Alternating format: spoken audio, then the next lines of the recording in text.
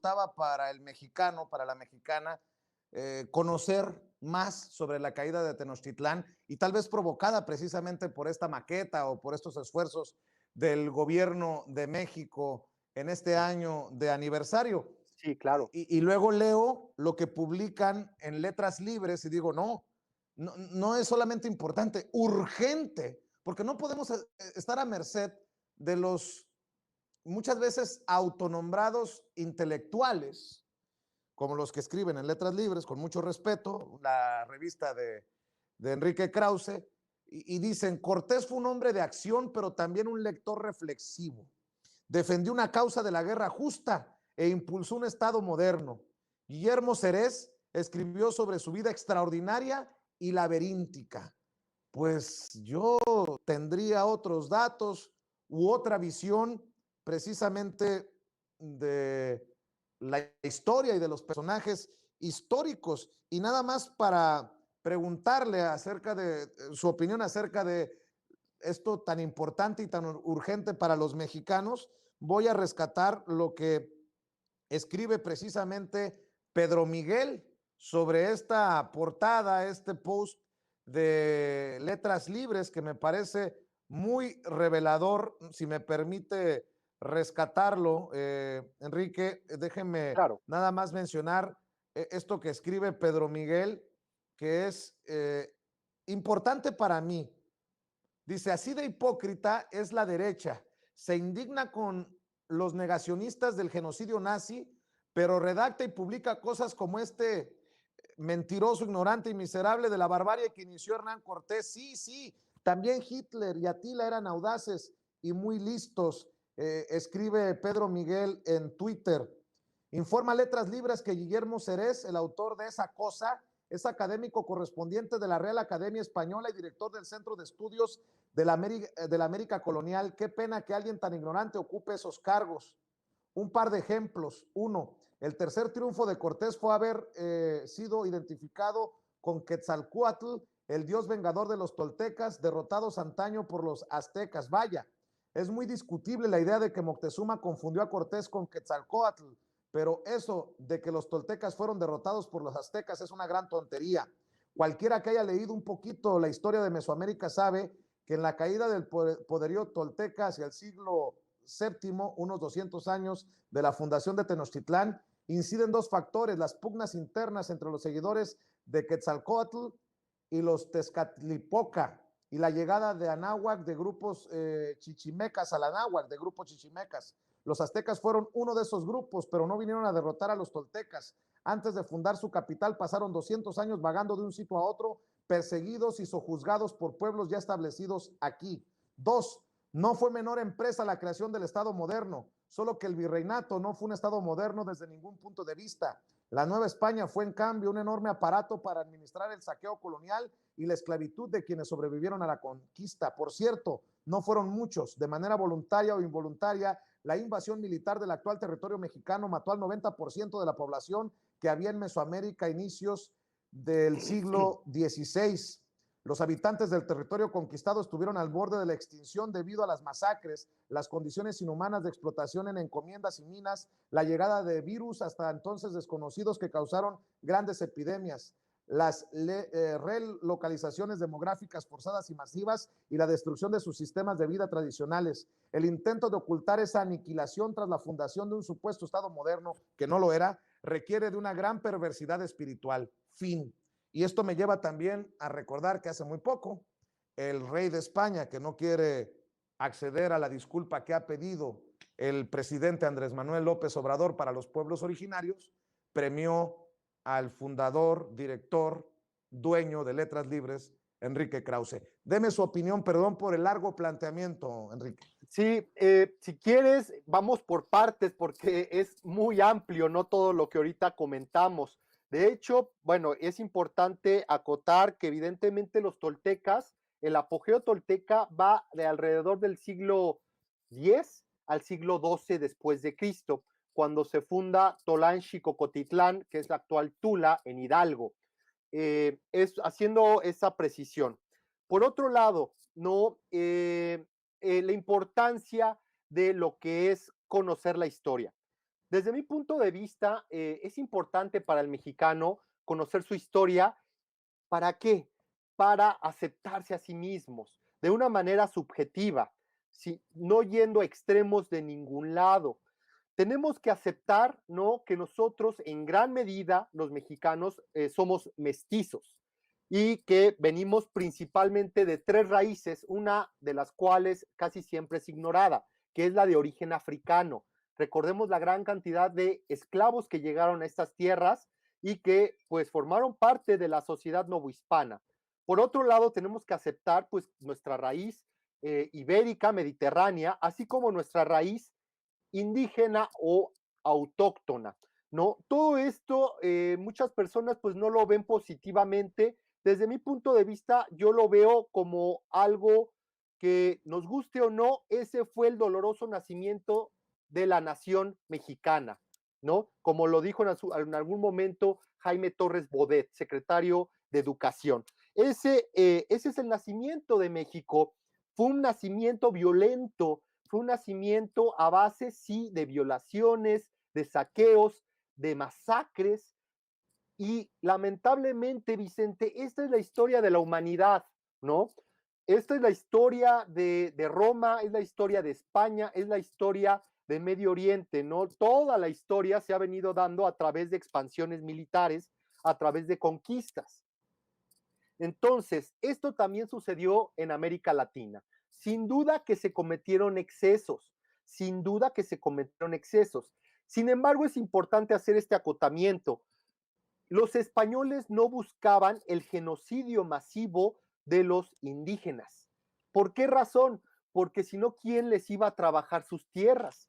Recordemos toda esta estructura de la encomienda, donde a los conquistadores pues se les daba una tierra o sí, una población, cierta delimitación territorial, y aunque los indígenas no eran de su propiedad, el encomendero, el dueño de esta propiedad, pues tenía el derecho de quedarse con las ganancias de los indígenas.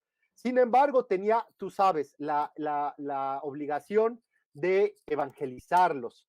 Sin embargo, como bien sabemos, esto pues se prestó para una terrible explotación y que vivieran en condiciones terribles los indígenas, ¿no? Esto fue terrible. Y ojo, esto se origina en el siglo XVI, pero es un lastre que nosotros venimos arrastrando en este país y en general en Latinoamérica, pues con la explotación de la tierra y de las personas que la habitan.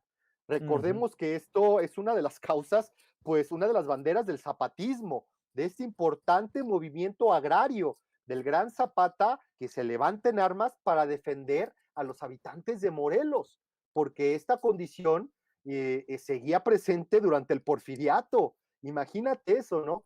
Casi 500 años y la situación pues no mejoraba para las personas de escasos recursos, para los agricultores pues de nuestro país. Claro. Entonces, pues bueno, es lo que te puedo decir. Los españoles no buscaban un genocidio.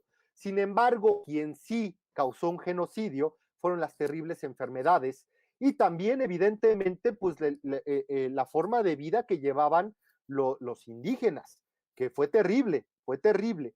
Y eso, reitero, eso fue a nivel América completa. Incluso sabemos que en Estados Unidos fue peor. Se masacraron a los grupos originarios, se masacraron, se mandaron a reservaciones, y es algo pues que pocas veces habla bueno, pocas veces se habla de esto en Estados Unidos, ¿no? Y es terrible, es un cinismo terrible de las terribles hechos que cometió en el pasado en nombre de la libertad, en nombre de la democracia, pues los dirigentes de nuestro vecino del norte. Entonces, desde mi punto de vista, en el caso de Cortés, pues tampoco hay que generar villanos o héroes. Hay que bajar ya de estos monumentos, de estas esculturas, de estos podios a los personajes históricos, porque desde mi punto de vista no hubo ni héroes ni villanos. La historia nosotros la estudiamos, la conocemos no para hacer juicios, sino para comprender mejor cómo se fueron dando los hechos y los personajes, los protagonistas de los mismos. Hernán Claro. Cortés fue un hombre del Renacimiento, un hombre no fue ni negro ni blanco, sino de escalas de grises como cualquier ser humano. Sí, tuvo arrebatos de violencia terribles que se registraron en la historia, como fue la masacre de Cholula, como fue la masacre de Tepeaca, como fue también parte de sus crónicas, incluso él admite que cuando estaba combatiendo con los tlaxcaltecas en septiembre de 1519, y se veía acotado, se veía limitado, y los tlaxcaltecas detuvieron el avance español, ¿no? Estaban fortificados prácticamente los españoles. Dice Cortés en sus cartas de relación que él por la mañana iba a asolar pueblos, que incluso había pueblos de 20,000 casas, y que como llegaban tan temprano, llegaban a hacerle algún daño a mujeres, a niños que iban desnudos, porque pues en pocas palabras los había tomado por sorpresa, ¿no? Imagínate esta barbarie, hacerle algo de daño, infligir algo de daño a mujeres, niños, ¿no? Que iban desnudos y salían corriendo de las poblaciones porque se encontraban en guerra con los tlaxcaltecas, ¿no? Esto pues evidentemente es una barbaridad, pero entendamos el contexto, que Claro. se encontraban en guerra, ¿no? Y los tlaxcaltecas pues tampoco se medían el corazón pues para atacar a las mujeres o a los jóvenes que formaban parte de la expedición de Hernán Cortés. Hernán Así Cortés, es. podemos decir que también fue un hombre muy culto, sabía latín, había leído mucho, y por ahí también incluso sabemos que estuvo caminando por Salamanca y que posiblemente tomó algunas clases en la Universidad de Salamanca, una de las más prestigiosas de la península ibérica.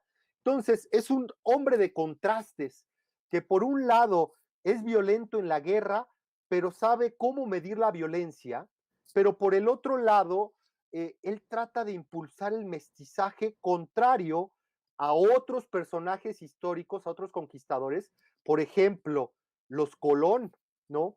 Cristóbal y Diego Colón, que eran un Ujú. grupo de esclavistas de primer nivel, masacraban incluso a sus propios españoles, a sus propios colonos, imagínate eso, los mutilaban, hacían unas barbaridades. Y hay una gran lista de conquistadores que realmente fueron psicópatas, entre ellos Nuño de Guzmán, enemigo terrible de Hernán Cortés, que él fue el que estableció la conquista de lo que actualmente es el estado de Jalisco, ¿no? Nueva Ujú. Galicia, y causaba unas masacres que hasta los mismos reyes españoles mandan a hacer una investigación a este personaje y se lo mandan a España en cadenas. Imagínate, y allá en prisión muere en España Ujú. en prisión por las atrocidades que realizaba este personaje. Entonces, ahora sí Pues que de todo en la viña del Señor.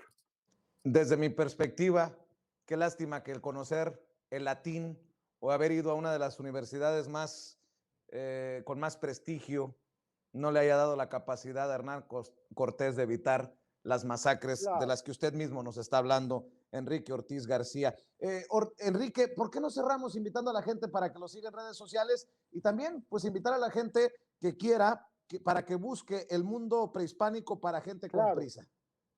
Sí, les invito a que me sigan en mis redes sociales, ¿no? Que es @Cuauhtémoc-1521.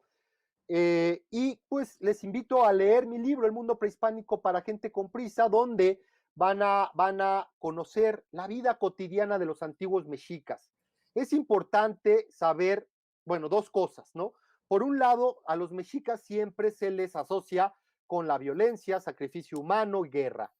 Pero ojo, esta cultura fue mucho más allá de lo que fue la violencia. Y Sí, este libro de eso va, ¿no? muy bien. Demostrarlo depurada, lo sofisticada que fue esta civilización.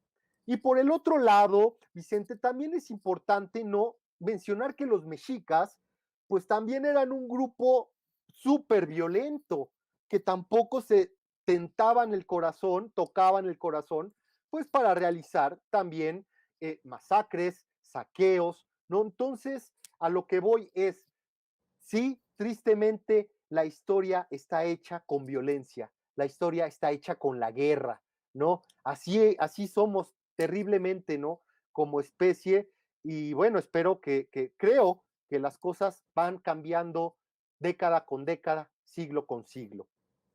Enrique Ortiz García, es fascinante debatir, hablar, dialogar sobre esto que no lo hacemos tan seguido como deberíamos, y qué bueno Claro, que se anima a hacerlo aquí en Sin Censura. Le mando un abrazo y regresamos muy pronto para seguir hablando de estos temas en este espacio libre como el viento, si le parece. claro. Muchas gracias y buena noche. Buenas noches. Y bueno, vámonos con otro de